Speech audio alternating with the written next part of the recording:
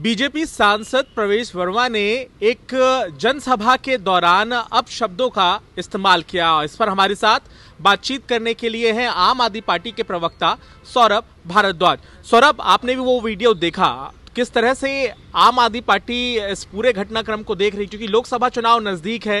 हालांकि वहां पर वो जो सरकार के कामकाज है उनको लेकर भी सवाल खड़े कर रहे हैं। देखिए, जहाँ तक बातचीत के अंदर गाली गलौज करने का सवाल है और बदतमीज़ी से बात करना, बदजुबानी करना, मुख्यमंत्री को गाली देना, मुझे लगता है कि लोकसभा चुनाव के मद्देनज़र ही ये लोग कर रहे हैं, चाहे रमेश विधूड़ी जी हों, चाहे प्रवेश वर्मा हों, क्योंकि इनको ये मालूम है कि अगर आप गाली गलौज करेंगे तो भाजपा के अंदर इन सब चीज़ों के लिए आपको अलग से मार्क्स मिलते हैं, अलग से अंक मिलते हैं, चाहे वो योगी आदित्यनाथ हों या इससे पहले जो भी रहे हों।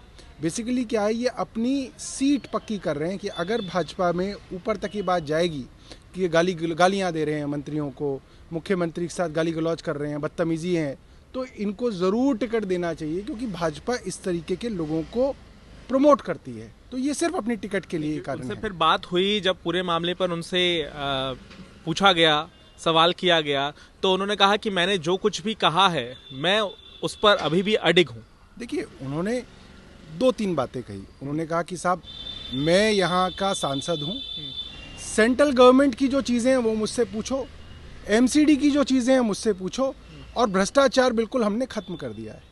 मैं आपसे पूछूंगा और आप यहाँ पे सर्वे कर लीजिए। मैं तो कह रहा हूँ, ओपन सर्वे है। प्रवेश वर्मा कभी भी मुझे बुला लें, मैं और वो मिल के लाइव कैमरे पे, लाइव फेसबुक पे एक सर्वे कर लेते हैं। एमसीडी से भ्रष्ट डिपार्टमेंट पूरी दुनिया में कोई नहीं है।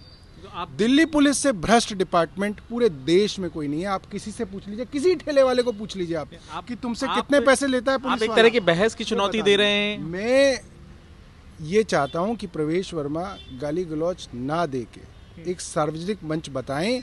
मैं वहां पे आऊंगा और प्रवेश वर्मा से खुली चुनौती दे रहा हूं मैं उनको कि वो बताएं कि सांसद के तौर पे, केंद्र सरकार के तौर पे उन्होंने दिल्ली के लिए क्या किया। उन्होंने सीलिंग तक के लिए, वहाँ पे लोग शोर मचा रहे हैं। देखिए, जिसका धंधा बंद हो जाएगा, एक धंधा बंद होता है तो 20 लोगों की नौकरियाँ जाती हैं। जहाँ लोगों की नौकरियाँ चली गई, कामकाज बंद हो गए, 20-20 साल पुराने धंधे खत्म हो गए, वो लोग चिढ़ेंगे, वो लोग सांसद से पूछेंगे कि आपने सीलिंग क्यों नहीं रुकवाई। जब आप संसद के अंदर एक बिल ला सकते थे, कानून बना सकते थे, तो आपने क्यों नहीं बनाई। जब आप मेट्रो का किराया कम कर सकते थे, आपने क्यों नहीं किया।